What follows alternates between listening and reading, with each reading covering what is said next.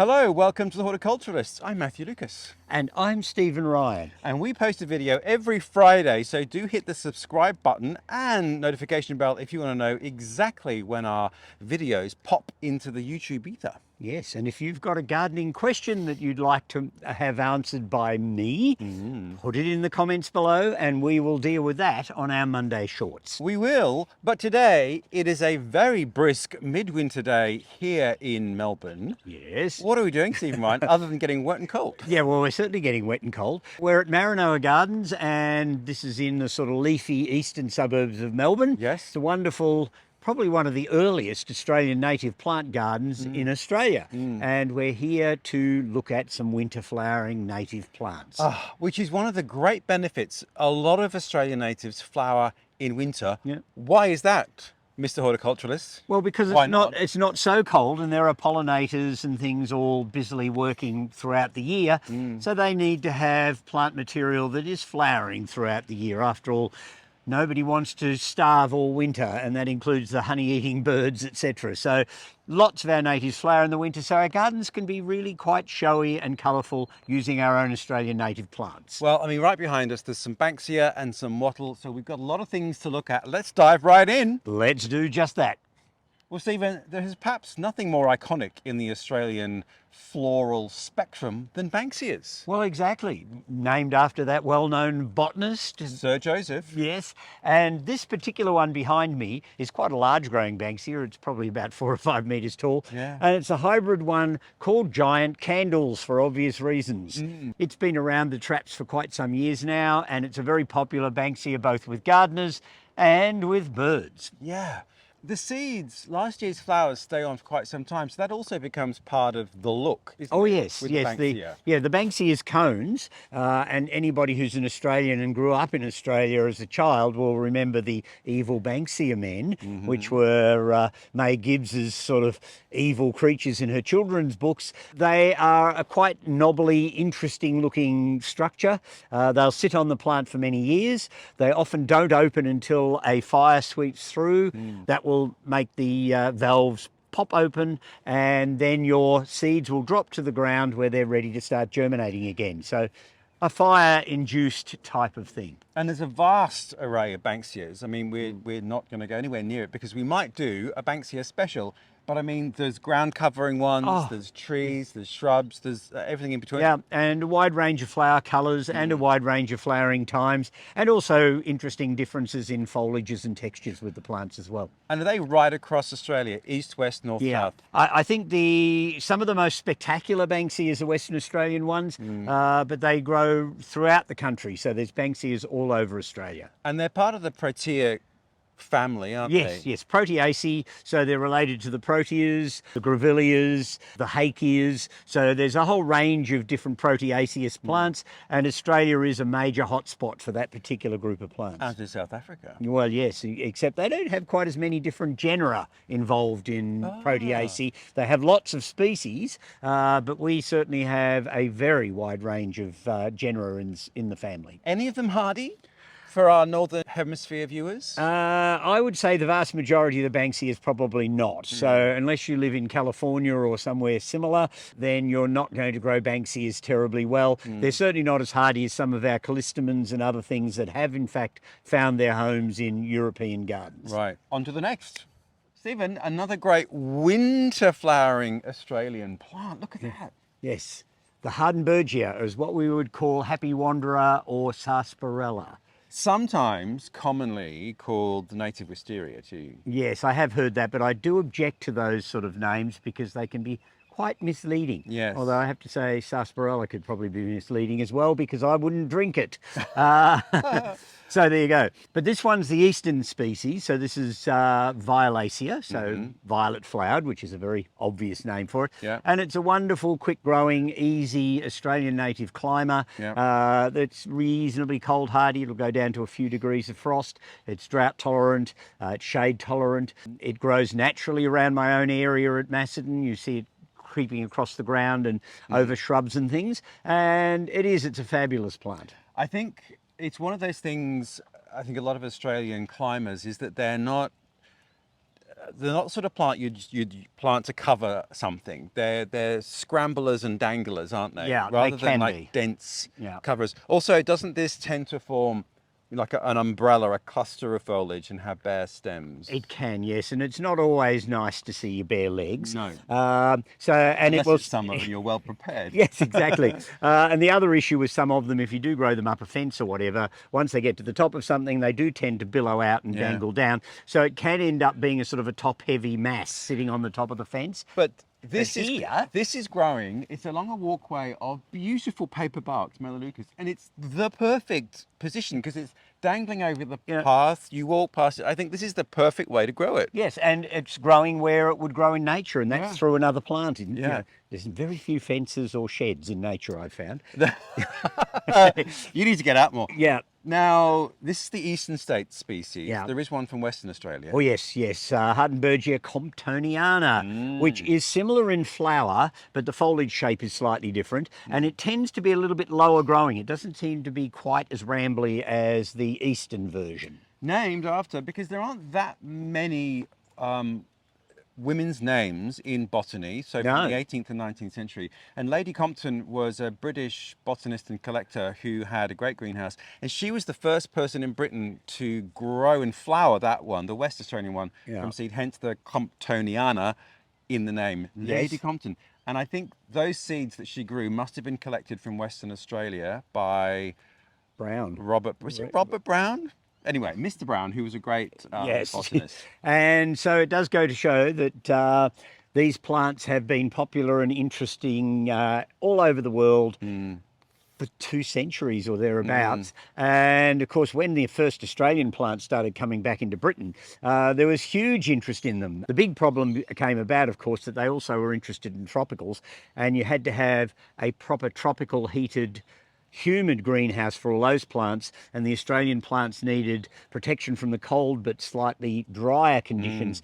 So when orchids and tropical foliage plants and all those things came in, the Australian plants tended to get pushed to the side a wee bit, unfortunately. Alas, but this is a great splash of a really strong colour in deepest, and I'm here to tell you, under the umbrella, bleakest midwinter. Yeah, exactly. All right, this caught my attention, I have to say. It's another one of the Western Australian native plants. Probably not the most tidy of shrubs. It's a rather leggy, lanky sort of plant. But when it comes out into flower, this Guichenotia macrantha from Western Australia in the Malvaceae family, so in the same family as the hibiscus, is a charming plant, and I'm sure I'd forgive it every year when it came into bloom.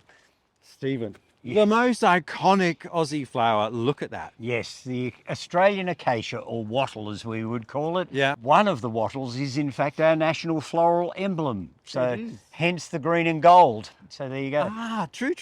Yeah. Now, there are a huge number of species and varieties here, a lot of which are in bloom. Yep. Some aren't. Yep. I mean, obviously, there are acacias from all over the country. Yes. I guess different flowering times. Oh yes, in fact you can have a wattle in flower virtually 365 days of the year. Yeah. Unless it's leap year. And And it doesn't flower on that day. no, it doesn't. But these ones are sort of mid to late winter flowering species. This one's one from New South Wales, Acacia vestita, and it's quite a large shrub, small tree, I guess, with very fine foliage on it and very pretty bright yellow flowers. Yeah. So very handsome species. Now, not all of them are fragrant. A lot are. Yep, yes, a lot of wattles have quite a strong fragrance. A lot of people blame wattles for hay fever, but in fact that's been proven probably not to be true because the pollen of wattles is very heavy and it tends to drop to the ground pretty quickly.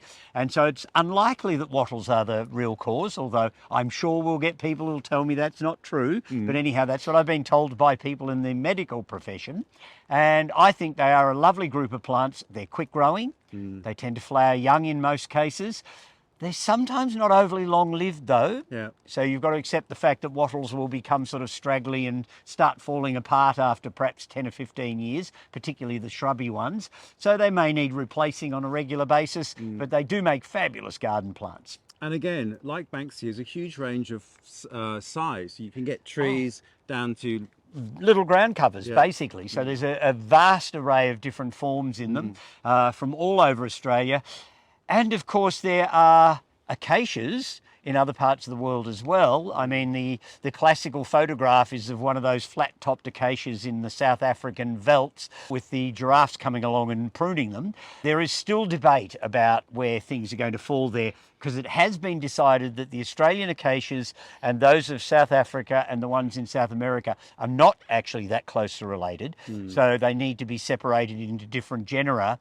At the moment, Australia seems to be winning the fight to keep acacia with ours, although I have to say it's not...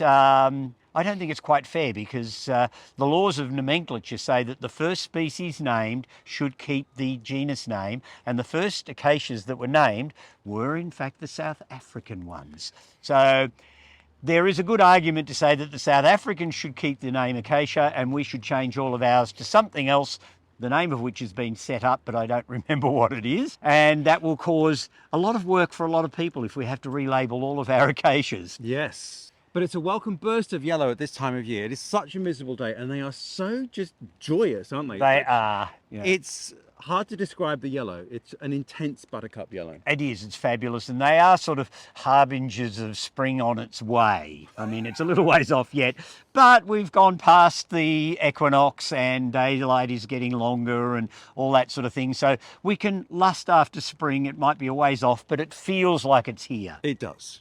Another glorious winter flowering, what, shrub tree? It's a tree. Tree, yes, Buckinghamia celsissima, the curl flower, and it's in the Proteaceae family, so it's in the same family as the Banksias and the Grevilleas and the Isopogons. All of those plants belong in Proteaceae, as does this, and it's a spectacularly beautiful tree. Lovely glossy evergreen foliage. It's a tropicalish tree. I mean, it comes from northern New South Wales, Queensland. But I've seen it living and blooming in Tasmania, further south, and happy as Larry. Yeah, remarkably tolerant tree. I wouldn't take it to colder parts of North America, but really handsome plant and very striking looking plant. And it does have that tropical-esque look about it, which sort of suits it to that exotic tropical type gardening. It's semi-shaded here, but I've also seen it in full sun. Oh, yes. It can cope with quite a wide range of climatic and soil conditions, as well as different lights. A stunning tree. Well, on this very bleak winter's day, Stephen, yes, there are lots of splashes of colour, and there's a whole bed here of things that are in bloom. So let's go through them all. All right, well, the one directly behind me here is one of the Epacrises. This is Epacris longifolia, the long-flowered heath. And the Epacrises are a great group of plants. The Victorian native one is our floral emblem, the pink heath. Right. Epacris longifolia is more northern, so it comes from up in New South Wales. And of course, a lot of these tubular-flowered, native blooming plants are, of course, bird-pollinated as a rule. So I'm sure the honey-eaters will come and look this plant out in due course. So it's a very pretty soft pink and white version. It can come in a quite strong red and white version. So there are a number of different forms of it. It's not the easiest shrub in the world to make happy. It needs very sharply drained soil. It doesn't like to get too cold, but it does grow quite well around Melbourne gardens where the soil's on the lighter side. And I'm presuming there's a lot from Western Australia? No, they tend to be more eastern, the Epacrises. So I'm not sure that Western Australia actually has a native Epacris. I'll have to look that up. There you go. But now, talking about the use of native plants and how that's changed, one of the things you always bring up is pruning, not pruning. And in the 60s, it was don't prune, let it be wild and straggly. This is quite a sort of a straggly plant. Yeah. How would you maintain that? In fact, it's one of those plants that you can't really manage from the point of view of pruning if you want to create something compact. It will never really make a good straggle. Yeah, it wants to be an open, airy shrub. I have to say that's part of its charm, though, because the way the flowers sit, if it was to be really compact, the flowers would disappear inside the bush. True. So it's better if it has its branches coming out with the flowers hanging down. All right. So I really like it. And as far as I understand, Epacris is now... It used to be an Epacridaceae, so it was in its own family. As far as I understand it, they've decided to put our Australian Epacrises into Ericaceae, so they're now in the same genus or same family as ericas, rhododendrons, azaleas, all those types of plants. How interesting. Yeah. All right, now there's a lovely white plant just Yes. behind us there with like bobbly flowers. What's that? Well, that is one of the Pomaderrises, which is a genus of plants that there's a number of them around Australia. They tend to be more in yellows. This one's a creamy white one, but there's lots of yellow Pomaderrises, and they vary from quite little shrubs up to quite substantial trees. There's a native one from my area that would easily grow to 10 or 15 metres tall. So. And are they all winter flowering? No, they're mainly sort of more into the spring. This one's quite an early flowering one. It's a cultivar called Mallee Princess. And of course, the Mallee is a dry area of Western Victoria, extending into South Australia a bit. And this is obviously a hybrid or selection that was made that came from that part of the country. And quite a pretty little shrub, and obviously quite low, makes a reasonably compact plant, and a massive little creamy white flowers now. Well, Stephen, there's also this fantastic flowering. Is it a shrub? Is it a plant? Is it a climber? What is it? Well, it's a soft-wooded shrub, I guess. It's a Chorizema, probably cordata, which is one of the pea family that comes from Western Australia, although we do have Victorian native Chorizemas as well. And they do this thing that is sort of quite leery. It's sort of almost psychedelic. The flowers are bright orange, but if you look at them closely, the lower petal is sort of a really hot pink, which is a really strange colour combination. It's a stunning flower, and also on such a bleak winter's day, such a splash of colour. Now, I am no botanist. No, right, we accept that. Thank you, Stephen. So generous. But there's a lot of pea-shaped flowers in the Australian fauna. Oh, is yes. there not? So the Hardenbergia that we looked at, pea-shaped flower. The flower form is exactly the same as this. Oh yes, yes. In fact, we do have a very large representative group of things in the pea family in Australia. Our soils are very, very poor, lacking in nitrogen, lacking in phosphorus, lacking in almost everything actually, because they're ancient soils and they've been slowly degrading for a long time. Yeah, and so the pea family representatives are really important in our flora because they're one of those groups of plants that fix nitrogen in nodules on their root system. So there's bacteria that live in those nodules. That takes nitrogen out of the atmosphere. When you get a thunderstorm, there's lots of nitrogen floating around in the atmosphere. And Didn't know that. Well, there you go. And these plants grab that nitrogen and fix it into their nodules so that then it is slowly released in a form that other plants around can make use of. So they are really, really important in particularly in poor soil environments. Now, the other sort of group of plants that we're in the midst of, which are in bloom now, is Grevillea. Let's just go and look at that Grevillea over there. All right, good. So the other great winter flowering group, well, anyway, we'll get to that. Grevillea, Stephen. Yes, Grevilleas, a huge genus of Australian plants, and they have come under the watchful eye of the breeder. And so we have lots and lots of hybrids and forms that have been selected and named over the years, particularly since the initial Australian native push in the 1960s. In fact, there's a whole range of them called Perinda hybrids, and you'll find Perinda Princess and Perinda whatever.